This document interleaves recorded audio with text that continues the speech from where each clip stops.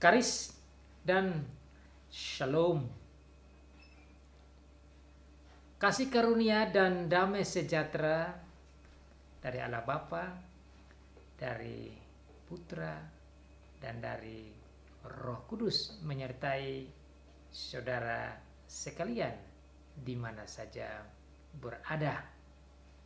Grace and peace from God the Father and from our Lord Jesus Christ and from the Holy Spirit be with you all wherever you are.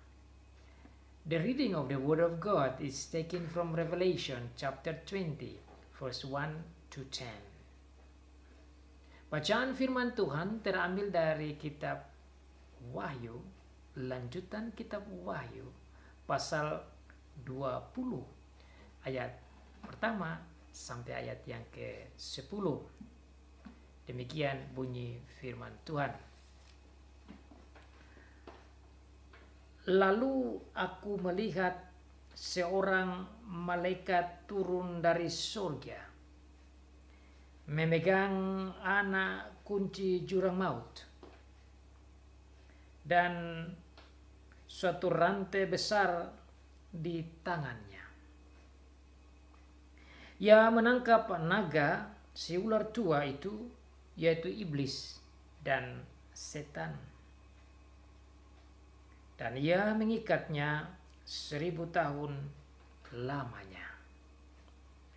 Lalu melemparkannya ke dalam jurang maut dan menutup jurang maut itu dan meteraikannya di atasnya, supaya ia jangan lagi menyesatkan bangsa-bangsa sebelum berakhir masa 1000 tahun itu. Kemudian daripada itu ia akan dilepaskan untuk sedikit waktu lamanya. Lalu aku melihat takhta-takhta dan orang-orang yang duduk di atasnya. Kepada mereka diserahkan kuasa untuk menghakimi. Aku juga melihat jiwa-jiwa mereka yang telah dipenggal kepalanya karena kesaksian tentang Yesus dan karena firman Allah, yang tidak menyembah binatang itu dan patungnya, dan yang tidak juga menerima tandanya pada dahi dan tangan mereka. Dan mereka hidup kembali dan memerintah sebagai raja bersama-sama dengan Kristus untuk masa 1000 tahun. Tetapi orang-orang mati yang lain tidak bangkit sebelum berakhir masa yang 1000 tahun itu. Inilah kebangkitan pertama. Berbahagialah dan kuduslah ia yang mendapat bagian dalam kebangkitan pertama itu.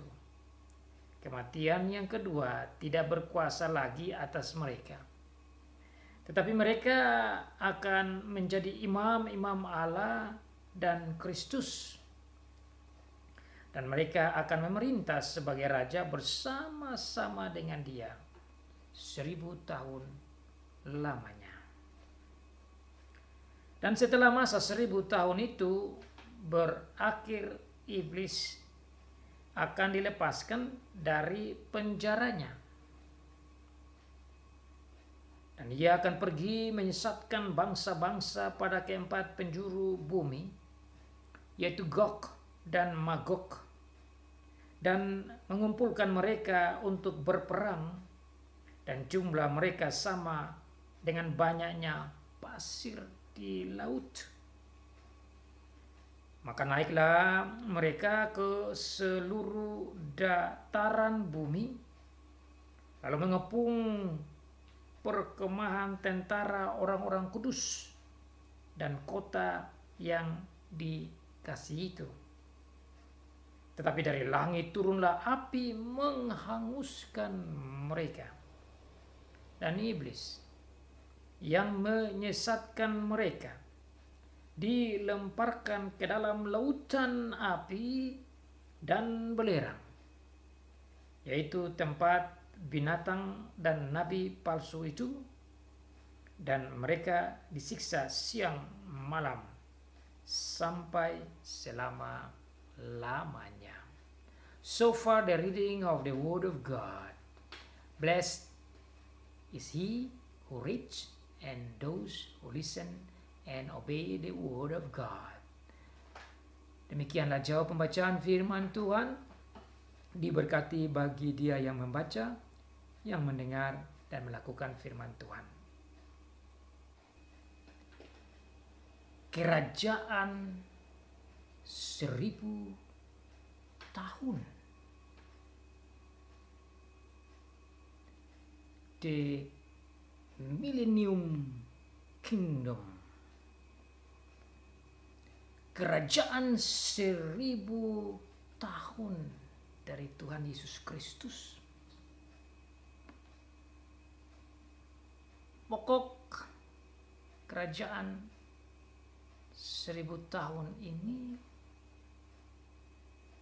adalah pokok yang sangat menarik perhatian, sangat hangat juga. Dan pokok ini telah menimbulkan perbedaan penafsiran sejak bapak-bapak gereja di abad-abad pertama sampai pada abad ini. So this topic of Millennium Kingdom is a very attractive, very hot topic, and it has been discussed, debated, talked, interpreted by so many church fathers, even from the first century up until now. Dan dari perbedaan interpretasi atau penafsiran terjadi paling sedikit 3 golongan besar yang menafsir dan menyimpulkan arti dari kerajaan 1000 tahun di pasal 20, khususnya ayat 1 sampai dengan ayat yang ke-6, bahkan sampai ayat ke-10. Tapi lebih banyak dibicarakan di dalam ayat 1 sampai ayat yang ke-6. Meskipun hanya beberapa ayat saja, tetapi bagian ini begitu menarik, begitu mengesankan, begitu penting, dan mempengaruhi pola berpikir, pola pandang tentang topik eskatologi atau pokok tentang akhir zaman.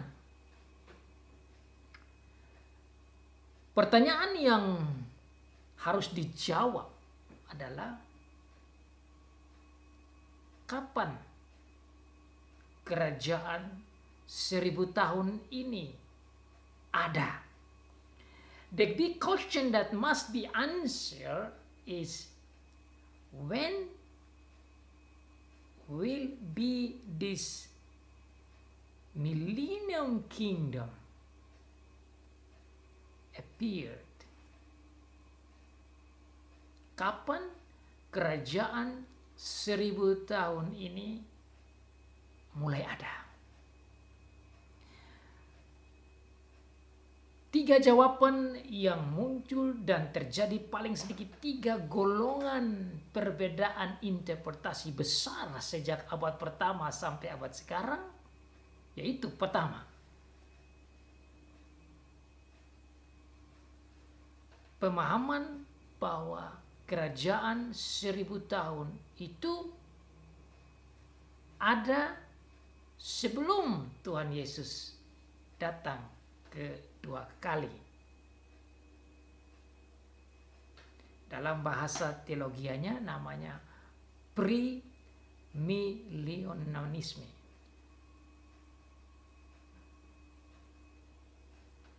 Premillennialisme atau sebelum 1000 tahun. Tuhan Yesus datang sebelum 1000 tahun. Premillennialisme atau kerajaan 1000 tahun itu ada dulu, baru datang Tuhan Yesus yang kedua kali. Jawaban yang kedua yang lain namanya post-millennialisme atau kerajaan milenial setelah. Artinya Tuhan Yesus datang kedua kali dulu, baru ada kerajaan 1000 tahun. Post. Golongan yang ketiga namanya amillennialisme atau sekarang. Berarti Tuhan Yesus datang kapan saja karena sekarang sudah masuk di dalam kerajaan 1000 tahun itu. Dalam golongan yang katakan tentang premillennialisme atau kerajaan 1000 tahun dulu baru Tuhan Yesus datang kedua kali, itu bahkan dikembangkan lagi bahwa ada dua macam, di mana setelah kerajaan 1000 tahun Tuhan Yesus datang dan mengangkat orang-orang percaya, kemudian Tuhan Yesus datang lagi yang kedua untuk berperang seperti yang kita dengar khotbah minggu yang lalu. Tetapi tetap golongan ini berpegang bahwa kerajaan 1000 tahun itu ada, baru Tuhan Yesus datang. Jadi sederhananya begini. Sekarang kita di akhir zaman, setelah ini akan ada kerajaan 1000 tahun. Setelah kerajaan 1000 tahun, baru Tuhan Yesus datang. Post-millennialisme mengajarkan bahwa Tuhan Yesus datang dulu, baru kerajaan 1000 tahun. Sementara amillennialisme atau pengajaran 1000 tahun sekarang mengatakan bahwa sekarang ini sudah terhitung kerajaan 1000 tahun. Itu 3 golongan interpretasi yang telah dibuat dan disimpulkan oleh bapak-bapak gereja sejak abad pertama sampai dengan abad ini. Saya mempelajari teks ini dan mempelajari juga berbagai interpretasi, penafsiran, komentator, dan juga merenungkan semua ini. Memohon kepada Tuhan supaya Tuhan memberikan kepada saya hikmat agar saya bisa mengambil kesimpulan dan memberikan khotbah sesuai dengan maksud Tuhan. Mari saudara kita memahami pokok ini dengan back to the Bible. Kita kembali ke Alkitab. Di dalam ayat pertama dikatakan bahwa lalu aku melihat seorang malaikat turun dari surga memegang anak kunci jurang maut dan suatu rantai besar di tangannya. Ia menangkap naga si ular tua itu, yaitu iblis dan setan, dan ia mengikatnya 1000 tahun lamanya. Lalu ia melemparkannya ke dalam jurang maut dan menutup jurang maut itu dan memeteraikannya di atasnya, supaya ia jangan lagi menyesatkan bangsa-bangsa sebelum berakhir masa 1000 tahun itu. Kemudian daripada itu ia akan dilepaskan untuk sedikit waktu lamanya. Sebelum saya menggali tentang apa itu kerajaan 1000 tahun, kapan waktunya, saya terlebih dahulu ingin melihat ayat per ayat agar supaya kita bisa mengetahui maksud dari ayat-ayat ini. Yohanes mengatakan bahwa dia melihat seorang malaikat turun dari surga memegang anak kunci jurang maut dan suatu rantai besar di tangannya. Memang tidak dijelaskan di sini siapa. John or God does not tell who is this angel. Tidak ada yang tahu namanya. Saya juga tidak mengetahui siapa, tetapi di dalam beberapa kalimat dan kata di sini saya berpikir bahwa malaikat ini adalah Tuhan Yesus sendiri. Itu penafsiran saya. Mengapa saya berpikir bahwa ini adalah Tuhan Yesus sendiri? Karena saya melihat kata anak kunci jurang maut dan rantai besar di tangannya.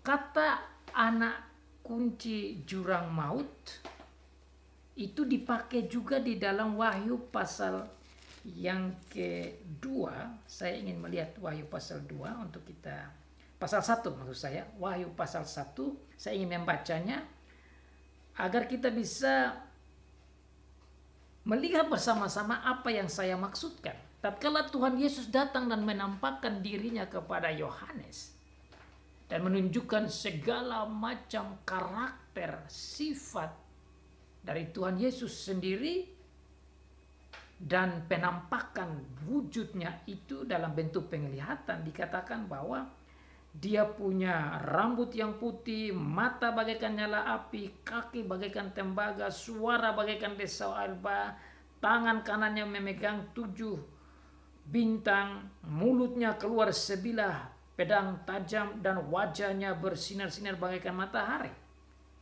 Lalu di ayat yang ke-17 dikatakan di sana, ketika aku melihat dia, tersungkurlah aku di depan kakinya sama seperti orang mati. Tetapi ia meletakkan tangan kanannya di atasku, lalu berkata, jangan takut, aku adalah Alfa dan aku adalah yang awal dan yang akhir dan yang hidup. Aku telah mati, namun lihatlah aku hidup sampai selama-lamanya. Ini yang saya maksudkan. Dan aku memegang segala kunci maut dan kerajaan maut. Kata aku, yaitu Tuhan Yesus yang memberikan penampakan dirinya kepada Yohanes ini. Dikatakan bahwa dia memegang segala kunci maut dan kerajaan maut. Dalam teks kita dikatakan bahwa malaikat ini yang turun dari surga memegang anak kunci jurang maut dan rantai besar di tangannya. Dalam semua buku penafsiran, baik dalam bahasa Inggris maupun bahasa Indonesia yang saya baca, tidak ada satupun yang menyentuh poin ini. Hampir semua mengatakan bahwa tidak tahu. Saya juga setuju bahwa memang tidak disebutkan namanya. Tetapi karena disebutkan tentang anak kunci, memegang anak kunci kerajaan maut, ini nyambung dengan apa yang Tuhan Yesus sendiri katakan bahwa dia memegang kunci kerajaan maut. Jadi kesimpulan saya bahwa malaikat ini adalah Tuhan Yesus sendiri. Sama seperti sebelum-sebelum ada beberapa pasal yang saya simpulkan bahwa yang datang itu, yang menampakkan diri kepada Yohanes itu juga Tuhan Yesus sendiri. Memang ada beberapa yang hanya malaikat saja, bukan Tuhan Yesus. Tetapi ada beberapa pasal yang menunjukkan bahwa dia adalah Tuhan Yesus sendiri. So from this text, I can conclude that this angel, even though we do not know who is this, from the word holding the key of that, I think this is our Lord Jesus Christ himself. Jadi saya menyimpulkan bahwa yang bisa memegang, mengikat, membuang setan itu ya saya kira Tuhan Yesus saja. Saudara lihat dalam ayat selanjutnya, dia bilang dia ini, malaikat ini menangkap. Setelah menangkap, mengikat. Setelah mengikat, melemparkan. Setelah melemparkan, menutup jurang maut. Ada paling sedikit 4 action yang luar biasa. There are about 4 significant actions. Amazing, extraordinary action of this angel. And I think must be our Lord Jesus Christ, because who can hold, catch, seize Satan? Look at it in English. It says he seized him, the devil or Satan, bound him, locked him, and sealed him. That is quite a big work.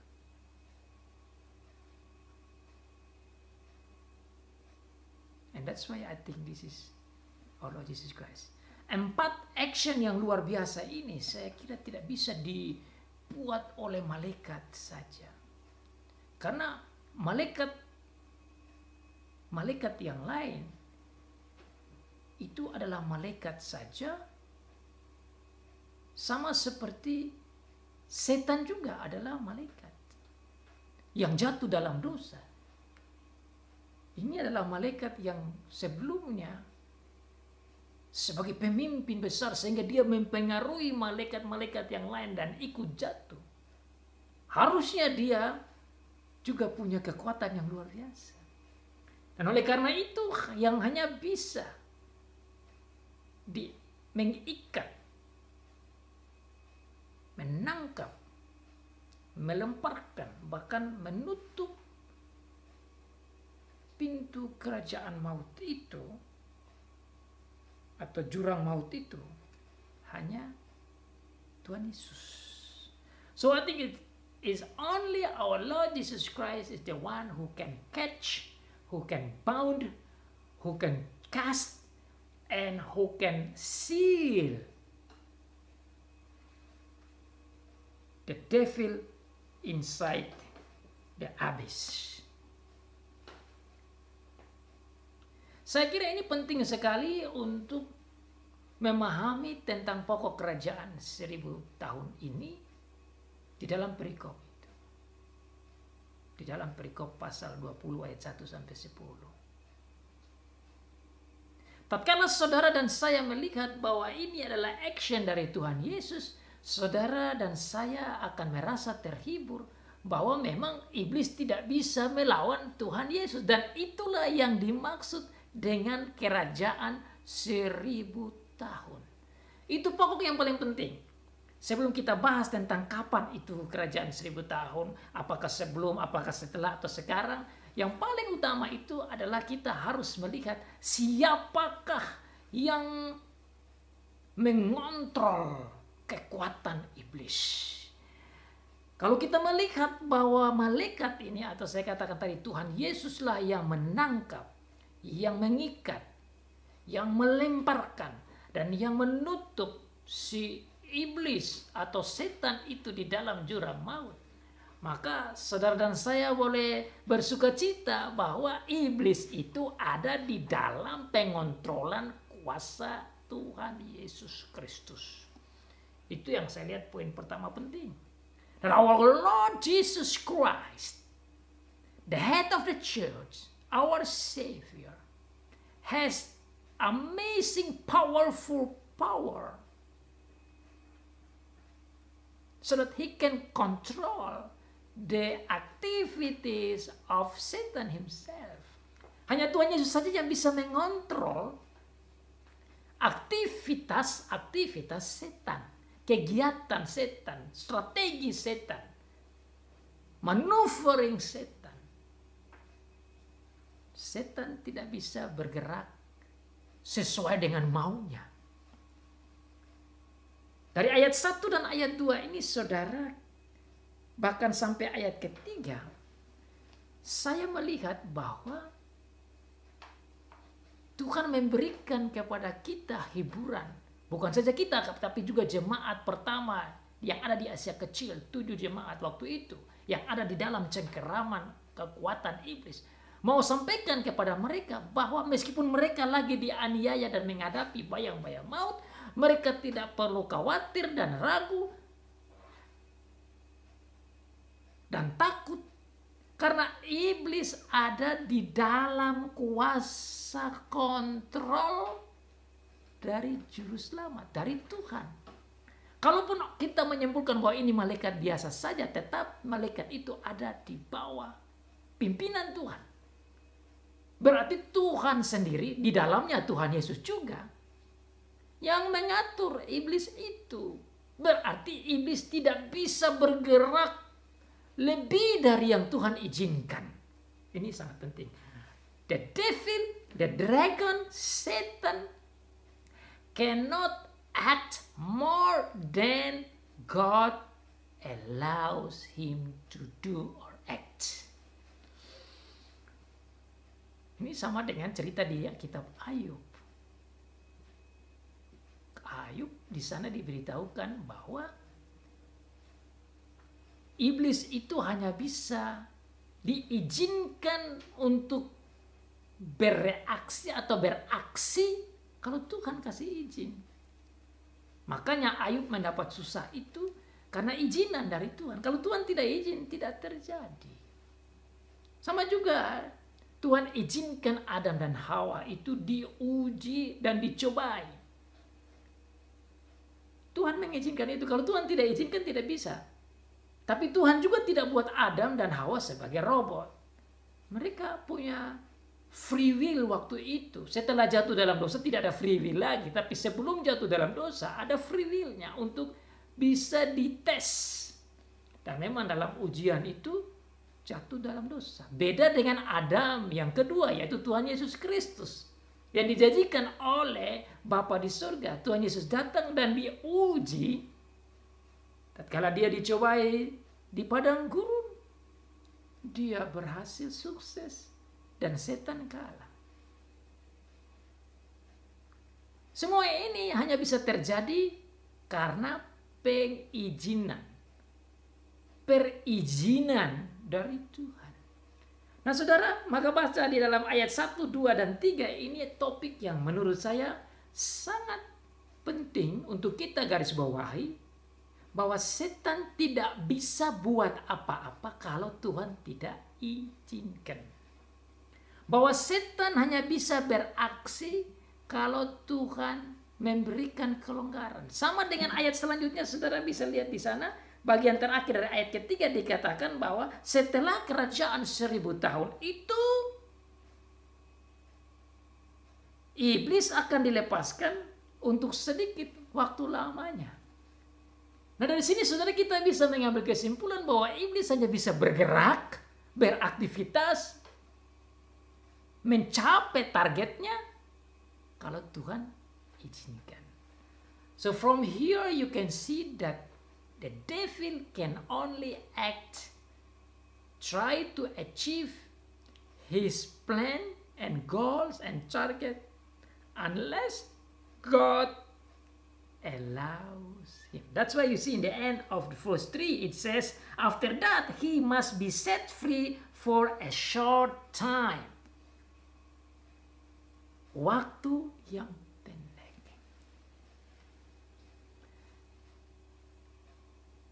Dengan demikian saudara,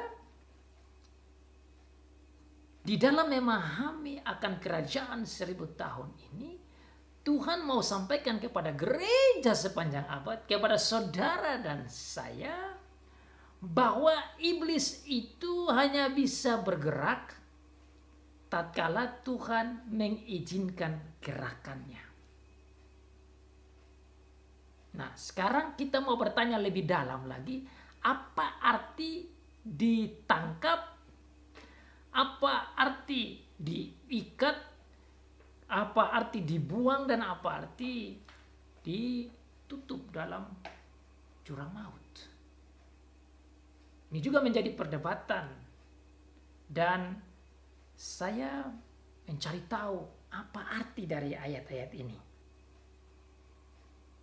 Ia menangkap naga si ular tua itu, yaitu iblis dan setan, dan ia mengikatnya 1000 tahun lamanya, lalu melemparkannya ke dalam jurang maut dan menutup jurang itu dan memeteraikannya di atasnya, supaya ia jangan lagi menyesatkan bangsa-bangsa.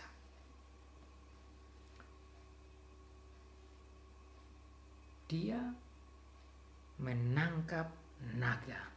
Sebelum saya gali lebih dalam poin ini, saya ingin meneliti lebih dahulu kenapa nama iblis ini kok bisa 4 kali lah di sini.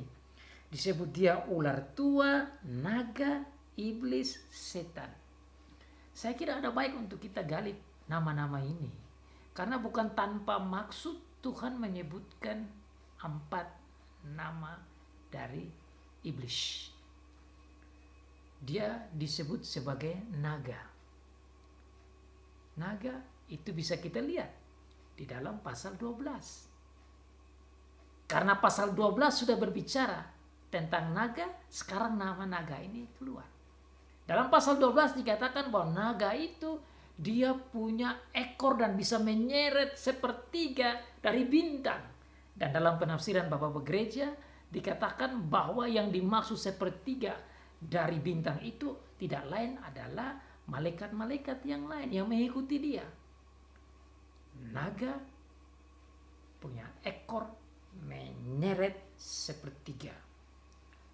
Dikatakan juga bahwa naga itu berperang dengan Mikael di surga dan kalah. Kemudian dia menyerang gereja. Kemudian setelah itu dia dibuang ke bumi. So it's important to see there are at least 4 names of the devil: dragon, serpent, the devil, Satan. I like to see that one by one. Dragon is actually has been explained in chapter 12. It mentioned there that this dragon has tail, and the tail can grab, hit 1/3 of the stars, which is according to the church fathers, that means 1/3 of the angels in heaven fell into sin and went with the devil against God. The devil, which is mentioned as dragon, also went against the church, and that you can see in chapter 12. Jadi dalam pasal 12 sudah dijelaskan bahwa nama naga ini menunjukkan bagaimana dia mempengaruhi malaikat yang lain dan jatuh dalam dosa, dan naga ini juga sarangnya kepada gereja. Selain kepada gereja, dia serang kepada Tuhan Yesus Kristus. So beside attack the church, he was also attack our Lord Jesus Christ, as it mentioned in chapter 12. Selain namanya naga, dia juga disebut si ular tua. Kenapa disebut ular tua? Karena itu sudah disebutkan dalam kitab Kejadian pasal yang ketiga. Dia datang menggoda akan Adam dan Hawa dalam bentuk ular. Maka dia disebut ular tua. Ular yang datang menggodai Adam dan Hawa. Ular yang berbelit-belit. Ular yang mempunyai karakter licik. Jadi setan ini selain seperti naga yang punya kuasa, yang bisa menyeret malaikat-malaikat yang lain, menghantam gereja, menghantam Tuhan Yesus, dan bahkan dikatakan ada 7 kepala dan 10 tanduk. Itu tentang kuasanya yang memang luar biasa. Dia juga bagaikan ular tua. Itu dikatakan ular tua yang menjatuhkan Adam dan Hawa yang licik, yang bisa membahayakan manusia. Selain disebutkan sebagai naga, ular tua, dia juga disebut sebagai iblis. Iblis itu adalah penipu. Dia adalah diabolos. Dia itu adalah pendusta. Itu seperti tercatat di dalam Yohanes pasal 8 ayat 44. He is mentioned here as the devil, which is original means diabolos, means the liar. And he likes to kill the people. That's you can see in John chapter 8 verse 44. Dia adalah pendusta sejak awal dan membunuh manusia, pembunuh manusia. Bloodthirsty person. Haus darah dan penghancur manusia. Nama yang keempat disebut dia adalah setan. Setan adalah menunjukkan pendakwa atau adalah musuh dari manusia. Accuser in English. Satan means accuser. Advisory. So you can see that these 4 names of the devil emphasize to us how dangerous Satan is. You can see that he is the killer, accuser, liar, bloodthirsty, try to destroy man. 4 nama ini menunjukkan betapa bahayanya si iblis itu. Penuh dengan kebohongan, penipuan, penghancuran, pembunuhan, pendakwa, pelawan, penipu. Yang mempengaruhi bukan saja sama manusia, bahkan malaikat yang lain.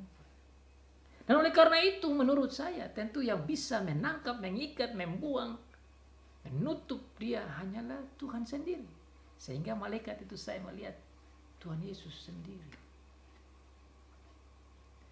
Dia ditangkap, dia diikat, dia dibuang ke dalam jurang maut, dan dia dimeteraikan, ditutup di situ. 4 poin ini, saudara, juga menjadi perdebatan di dalam para bapak-bapak gereja dan para penafsir. Apa yang dimaksud dengan 4 action dari malaikat ini? What is the meaning of it? Apa artinya? Oleh karena penafsiran masing-masing, maka terjadi juga kesimpulan masing-masing. Dan saya ingin menyampaikan kepada saudara di sini apa yang saya simpulkan. Saya setelah mempelajari baik-baik dan melihat di dalam teks asli dan melihat konteks dari perikop ini, saya menyimpulkan bahwa yang dimaksud dengan action menangkap, mengikat, membuang atau melemparkan ke dalam jurang maut dan menutup atau memeteraikan jurang maut itu adalah sikap action dari Tuhan sendiri lewat malaikat ini yang saya lihat sebagai Tuhan Yesus sendiri dalam memberikan batas action dari si iblis itu. Dari sinilah baru kita bisa memahami dan bisa mengambil kesimpulan kapan itu kerajaan 1000 tahun. Oleh karena itu saya belum bisa sampai ke poin itu sebelum kita melihat satu persatu dari arti malaikat yang menangkap dan arti dari action penangkapan, action pengikatan, action pelemparan, dan action penutupan. 4 action ini menunjukkan atau menggarisbawahi action dari Tuhan sendiri di dalam Tuhan Yesus dalam memberikan batasan-batasan atas kuasa iblis di dalam mempengaruhi akan dunia.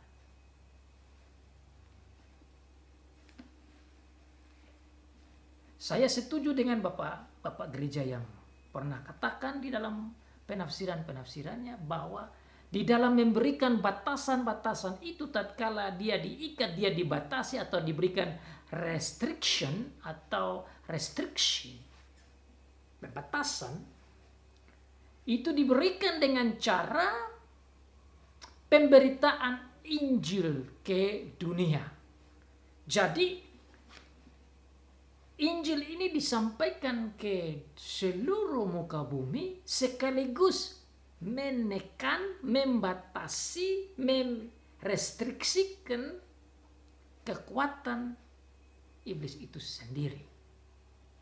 Kuat kuasa Injil yang berbicara tentang kemenangan di dalam Tuhan Yesus atas dosa, atas maut, dan atas iblis. Dan di dalam menunjukkan betapa dia telah bangkit dari kematian. Itu menunjukkan batas dan restriksi dari kekuatan iblis yang digambarkan dengan kata-kata ditangkap, diikat, dilemparkan, dan dimeteraikan atau ditutup. Saya melihat artinya seperti itu. Dalam arti yang dimaksud dengan ditangkap, diikat, dilempar, dan ditutup itu adalah arti simbolis. Ada beberapa penafsir yang katakan bahwa ini seperti diikat betul atau artinya secara literal. Saya tidak setuju dengan penafsiran itu. Kenapa? Karena iblis ini tidak mungkin ditangkap. Iblis ini tidak mungkin diikat seperti ada fisiknya karena dia bukan seperti kita manusia. Dia ini roh. Malaikat atau iblis itu spirit. Mereka itu roh. Jadi kalau dikatakan dia ditangkap, saya berpikir yang dimaksud itu adalah arti simbolis. Sama seperti apa yang sudah kita pelajari sebelum berbicara tentang hal-hal simbolis. Misalnya berbicara tentang dia mempunyai kepala 7, tanduk 10. Itu bukan berarti memang ada kepala dan tanduknya seperti begitu. Ada orang yang menafsir seperti itu. Tapi seperti khotbah-khotbah saya sebelum, saya sudah jelaskan bahwa begitu menunjukkan bahasa-bahasa lambang, bahasa simbolik yang Tuhan berikan di dalam kitab Wahyu untuk kita bisa melihat dan mengerti arti-arti simbolis secara rohani. Hal ini juga telah disimpulkan oleh Bapak Gereja salah satunya yang terkenal yaitu Agustinus.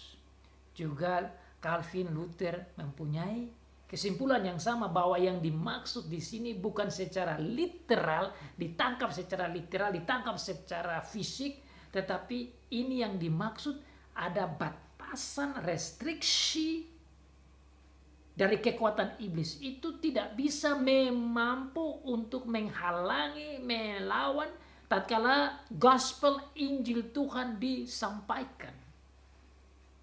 Dan itu betul, saudara, bahwa tatkala Injil disampaikan di muka bumi ini lewat perintah Tuhan Yesus dalam Matius pasal 28 ayat 19 dan 20, saudara dan saya melihat tatkala Injil datang, bangsa-bangsa yang sebelumnya dikuasai oleh iblis, iblis tidak bisa menahan itu. Kenapa? Karena Injil datang dan memberikan kemenangan. So you see the word cast, the word size, the word bound, the word casting and sealing, all those indicates symbolical meanings. That means the power of the devil is being restricted, and so the gospel is being spread out, and so many nations comes to believe in Jesus.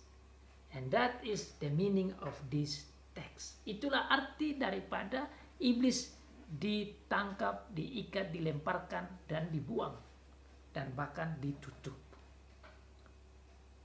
Iblis tentu masih ada kuasa sampai sekarang, tetapi restriksinya itu tidak bisa dia lawan tatkala Injil disampaikan dan orang datang percaya pada Tuhan Yesus. Kalau tidak ada ini, maka seluruh dunia ini masih ada dalam kekuasaan dari iblis. Maka tentu tidak ada orang lagi yang percaya kepada Tuhan Yesus, karena memang ada di dalam kuasa iblis. Sebelum Tuhan Yesus datang, hanya bangsa Israel saja yang mengenal Tuhan. Bangsa-bangsa yang lain tidak mengenal Tuhan, dan itu dikuasai oleh si iblis. Tapi tatkala Tuhan Yesus datang, dan tatkala dia memerintah untuk membawa berita Injil dari Yerusalem, Yudea, Samaria ke seluruh penjuru bumi, disitulah kelihatan kuasa Injil mampu untuk datang dan memenangkan banyak bangsa. Itu yang saya lihat dalam arti ayat yang kedua dan ayat yang ketiga. Nanti setelah itu, iblis dilepaskan. Ada masanya di mana Tuhan melepaskan iblis untuk dia boleh diizinkan untuk beraksi dengan leluasa. Tapi tidak dalam waktu yang panjang. Sementara kuasa Injil itu ada masanya, itu masa 1000 tahun. Nah, nanti kita perlu pelajari kapan masa 1000 tahun itu, supaya kita bisa melihat arti di balik pasal 20 ayat 1-3 ini. Masa setelah 1000 tahun, iblis itu akan dilepaskan dan dia akan bekerja secara luar biasa waktu itu yang diberikan dan diizinkan oleh Tuhan. Tetapi penting untuk kita tahu itu pun kalau Tuhan izinkan. Nah, sekarang saudara, saya mau masuk kepada topik tentang pertanyaan kita itu. Kapan kerajaan 1000 tahun itu? Kapan iblis ditangkap? Kapan iblis diikat? Kapan iblis dilemparkan? Dan kapan iblis dimeteraikan di dalam jurang maut? Dalam bahasa asli, saudara, itu ditulis dengan cara yang menunjukkan bahwa itu sudah terjadi, bukan akan terjadi. So in order to understand when is this 1000 kingdom, you have to go back to the original. And I found in the original language, it was written in such a way that indicated that this is not for future but already happened. Nah, oleh karena itu saudara, dalam bahasa Inggris, kalau bahasa Indonesia ini dia tidak berikan penulisan yang jelas, tidak sejelas dalam bahasa Inggris, karena bahasa Indonesia tidak ada past tense-nya, tidak ada waktu yang sudah terjadi. Jadi kita tidak bisa lihat, karena dikatakan sini ia menangkap naga, ia menangkap ular, ia mengikat. Ini bahasa Indonesia yang menunjukkan seakan-akan sudah terjadi atau sedang terjadi atau akan terjadi, tidak clear. That's happened in Indonesian language. You can see when is the time, whether already happened, now is happening, or is going to be happened. We don't have that in Indonesian language. But in English, it's very clear. Dalam bahasa Inggris itu seperti dalam bahasa asli, itu clear. Lihat di sana, dalam bahasa Inggris dia bilang, he seized or he caught. Itu sudah terjadi. Past tense. Kemudian, selain dia menangkap atau caught in English, number 2, he's bound. Itu juga past tense, sudah terjadi. Dia mengikat, itu sudah terjadi, bukan sekarang lagi terjadi atau bukan akan terjadi. Kemudian dalam lanjutan dikatakan dia locked, itu juga ed, itu juga past tense, sudah terjadi, bukan lock, but locked.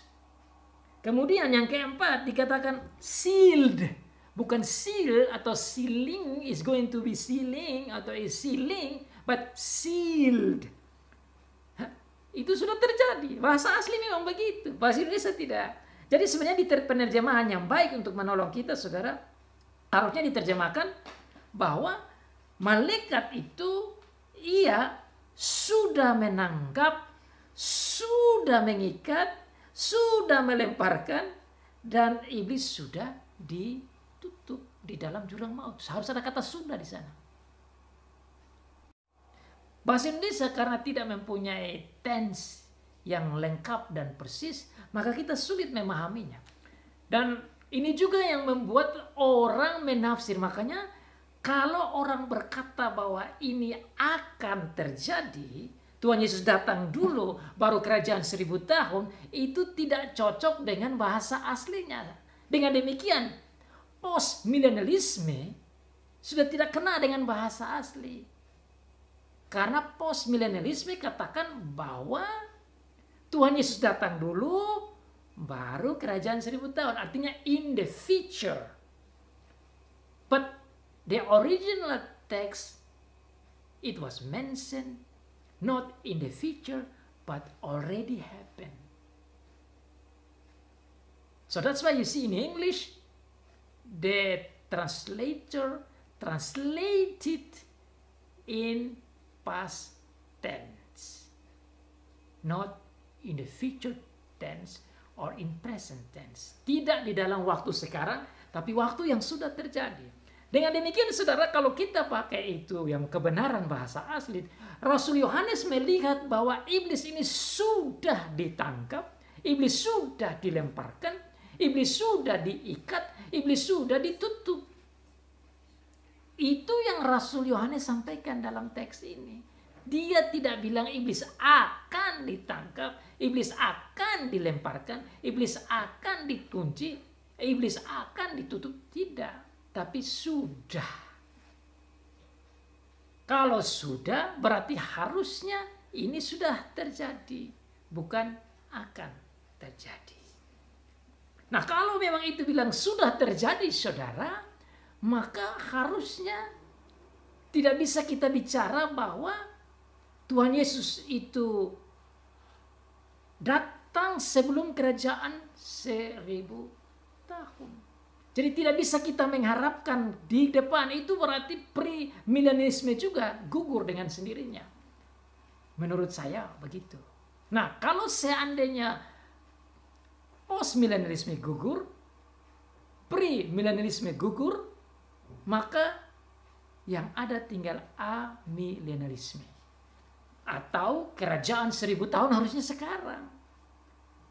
Kenapa? Karena memang iblis sudah diikat dan sekarang sedang diikat, dalam arti sekarang Injil lagi disebarluaskan. Sekarang Great Commission, perintah untuk pemberitaan Injil di mana-mana, dan sementara Injil dikorbankan dan disampaikan dan diinjili, diproklamirkan, dikhotbahkan ke mana-mana, ke seluruh penjuru bumi itu.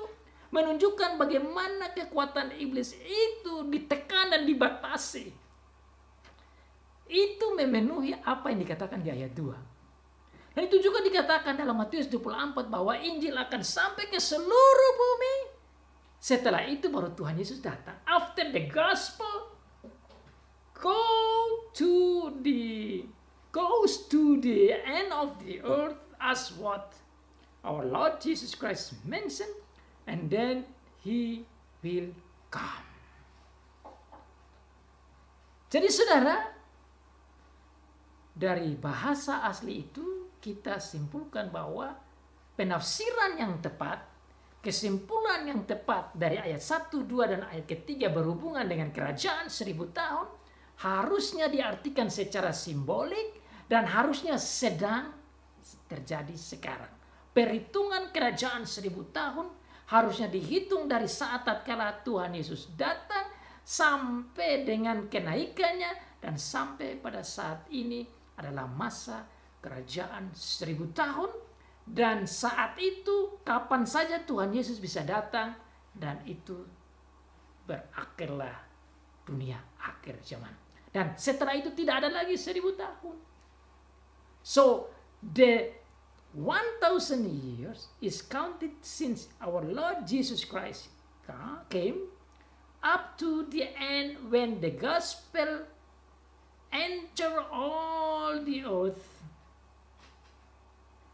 Everyone knows about it, and then He will come. And then when He comes, and that's it. There is no any 1000 years of the kingdom. There is no anymore. But after that, we will enjoy the new earth and new heaven.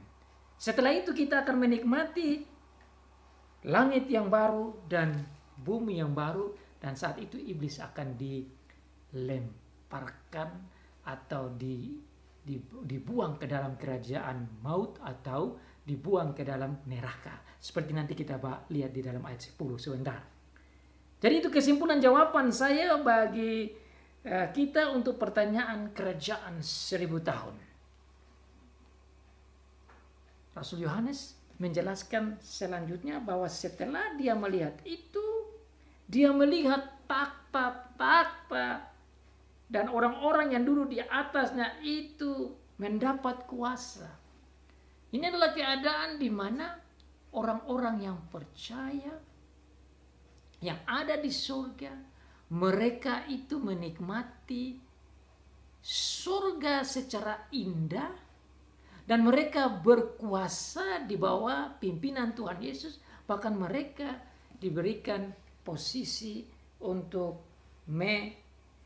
menguasai dan berkuasa dan menghakimi atas dunia bersama dengan Tuhan Yesus Kristus.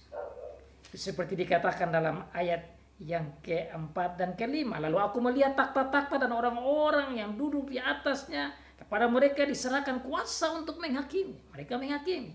Aku juga melihat jiwa-jiwa mereka yang telah dipenggal kepalanya karena kesaksian tentang Yesus dan karena firman Allah, yang tidak menyembah binatang itu dan patungnya, dan yang tidak juga menerima tanda pada dahinya dan tangan mereka. Dan mereka hidup kembali dan memerintah sebagai raja bersama-sama dengan Kristus untuk masa 1000 tahun. Jadi ayat-ayat ini menunjukkan bahwa mereka yang sudah mati dan percaya pada Tuhan Yesus Kristus itu ada bersama dengan Tuhan Yesus Kristus di surga, dan mereka memerintah bersama dengan Tuhan Yesus di surga. Itu adalah hiburan. Kenapa hiburan? Karena dengan demikian, siapa yang mati dalam Tuhan Yesus, umat Tuhan pada masa abad-abad pertama yang dihancurkan, dibunuh, dianiaya oleh para kaisar-kaisar bengis dan buas, mereka mati, mereka tidak perlu takut karena mereka ke sana, mereka diberikan kuasa untuk memimpin, memerintah, bahkan menghakimi bersama Tuhan Yesus. Itu hiburan, saudara. Dan saudara saya juga, kalaupun ada dari umat, dari saudara kita yang dianiaya dan bunuh dan mati dan percaya dalam Tuhan Yesus Kristus, inilah hiburannya dalam ayat 4. Bahkan sampai ayat yang kelima dikatakan, tapi orang-orang mati yang lain tidak bangkit sebelum berakhir masa 1000 tahun itu. Inilah kebangkitan pertama. Maksudnya apa? Mereka yang mati tapi tidak percaya kepada Tuhan Yesus, mereka punya tempat yang lain dan tidak menerima kebangkitan. Nah, ini juga menjadi pertanyaan bagi kita. Apa arti kebangkitan pertama? Kebangkitan pertama itu yaitu bahwa orang yang mati Di dalam Tuhan, dia tidak mati dan tertidur saja begitu, tapi dia mati tapi dia hidup. Seperti dia dibangkitkan kembali. Itu yang dikatakan kebangkitan pertama. Karena sebentar tatkala Tuhan Yesus datang yang kedua kali, itu ada kebangkitan yang kedua. Maka di sini dikatakan kebangkitan pertama. Kebangkitan pertama adalah kebangkitan yang terjadi pada orang-orang yang percaya pada Tuhan dan mereka hidup bersama dengan Tuhan. Wah, itu indahnya, saudara. Jadi hiburannya bagi orang-orang percaya yang mati di dalam Tuhan, dia tidak mati terus, tetapi dia mati dan dia hidup. Dia dibangkitkan. Kebangkitan pertama belum ada fisik. Fisik itu belum dibangkitkan.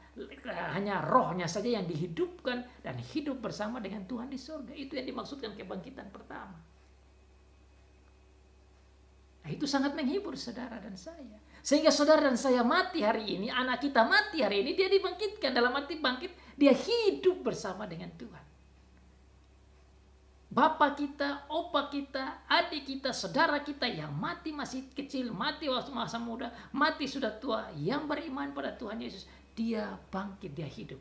Meskipun tubuhnya belum dibangkitkan dalam kebangkitan kedua, tetapi dia bangkit dalam arti dia hidup bersama dengan Tuhan Yesus. Itu yang dikatakan dalam ayat yang 4 ini. Sudah jelas dikatakan di sana, dan mereka hidup kembali. Itu artinya kebangkitan. Makanya dikatakan dalam ayat yang kelima, ini adalah kebangkitan pertama. Itulah jawaban kebangkitan pertama. Mereka hidup bersama dengan Tuhan Yesus. Berbahagialah dan kuduslah ia yang mendapat bagian dalam kebangkitan pertama itu. Maksudnya apa? Kalaupun mereka mati saat ini, mereka dikatakan berbahagia. Mereka dikatakan diberkati. Mereka dapat kehidupan yang luar biasa dan kudus karena mereka hidup bersama dengan Tuhan di surga. Sehingga tidak perlu takut akan kematian tatkala mereka menghadapi bayang-bayang maut. Karena di dalam Tuhan Yesus ada kehidupan. Itu hiburan saudara. Kematian yang kedua tidak berkuasa lagi atas mereka, tetapi mereka akan menjadi imam-imam Allah dan Kristus, dan mereka akan memerintah segala sebagai raja bersama-sama dengan Dia 1000 tahun lamanya. Kematian kedua itu saudara maksudnya kematian nanti dibuang di neraka. Jadi di neraka itu juga sebenarnya bangkit dan hidup di situ selama-lamanya. Hidup di dalam kesiksaan, disiksa bagaikan orang hidup, tetapi di neraka yang dikatakan sebagai kematian. Jadi hidup tapi mati di neraka. Bukan di sana mati saja, tidak. Dikatakan kematian kedua karena disitulah memang mereka disiksa luar biasa bagaikan mati. Tapi sebenarnya mereka mengalami sebagai orang-orang hidup yang terus disiksa sampai selama-lamanya. Di sanalah terdapat tangisan dan kertakan gigi. Allah tidak melihat mereka, tidak mengasihi mereka, tapi mereka dihukum, disiksa seperti yang sudah dijelaskan di bagian sebelumnya. Sama seperti dalam ayat 10.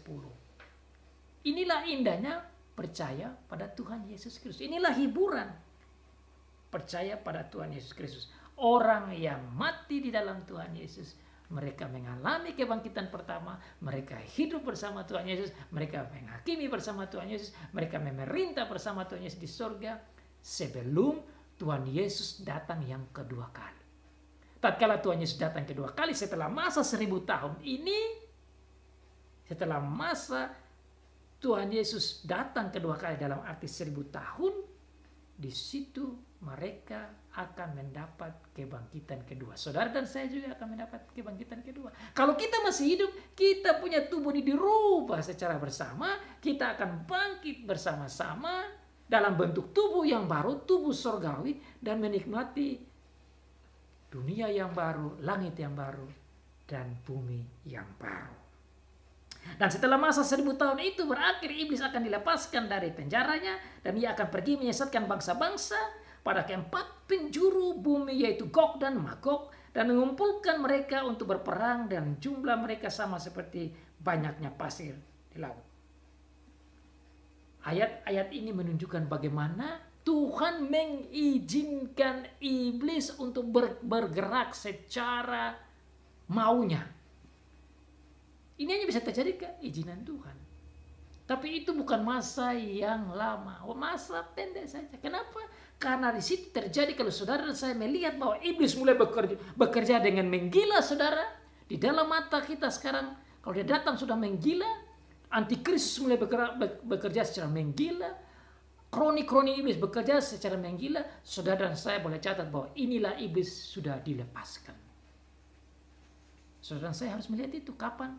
Kita tidak tahu, tapi kita bisa lihat. Kalau orang-orang sudah tidak lagi percaya Tuhan dengan sangat busuk dan buruk dan jahat, disitulah berarti iblis sudah dilepaskan. Dan disitulah saudara dan saya boleh mengharapkan bahwa kerajaan 1000 tahun sudah selesai dan ini masa akhir, dan sedikit lagi Tuhan Yesus akan datang mengangkat kita dan menghancurkan akan mereka itu. Maka di ayat 9 lanjut dikatakan, maka naiklah mereka ke seluruh dataran bumi, lalu mengepung perkemahan tentara orang-orang kudus dan kota yang dikasihi itu. Tapi dari langit turunlah api menghanguskan mereka. Ini waktu yang pendek, saudara.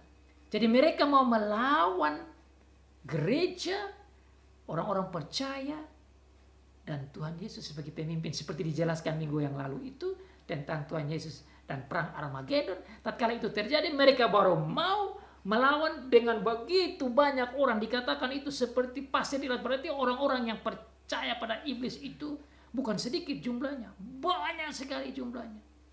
Mereka dipengaruhi oleh iblis, mereka disesatkan oleh iblis, sehingga masa itu memang masa gelap, masa jahat, masa yang ngeri, dan mereka semua berkumpul melawan orang percaya. Dan saat itulah Tuhan Yesus datang dan melawan mereka dengan pedang dari mulutnya, api keluar, dan selesailah mereka. Tatkala iblis itu selesai, saudara lihat di sana, maka iblis akan dilemparkan ke lautan api. So after this millennium kingdom, 1000 years,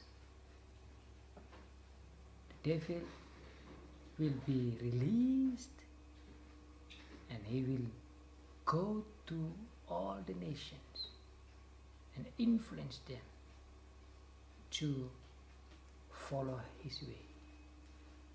And you can see and you can notice, if that things happen, that means it's very close to the coming of our Lord Jesus Christ. When people are more and more refusing God, against church, against Christ, against the believer, that shows Satan is being released and the time is very near. But the next verse says, after that, in a short time, our Lord Jesus Christ will come and he will destroy them with the fire, which is using his mouth, and all of them going to be destroyed. Semua mereka akan dihancurkan, mereka semua akan dibakar, mereka semua akan menghadapi kekuatan daripada Tuhan Yesus Kristus yang datang dan menurunkan api dan menghanguskan mereka, menunjukkan mereka dihabiskan, mereka dihancurkan.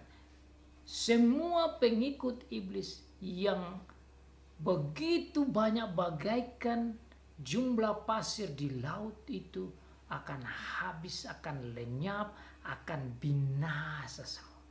Dan terakhir, iblis itu yang menyesatkan mereka akan dilemparkan ke dalam laut api dan belerang, yaitu ke tempat binatang, nabi palsu, dan mereka disiksa siang dan malam. So the devil will be cast into hell. That's what in verse 10.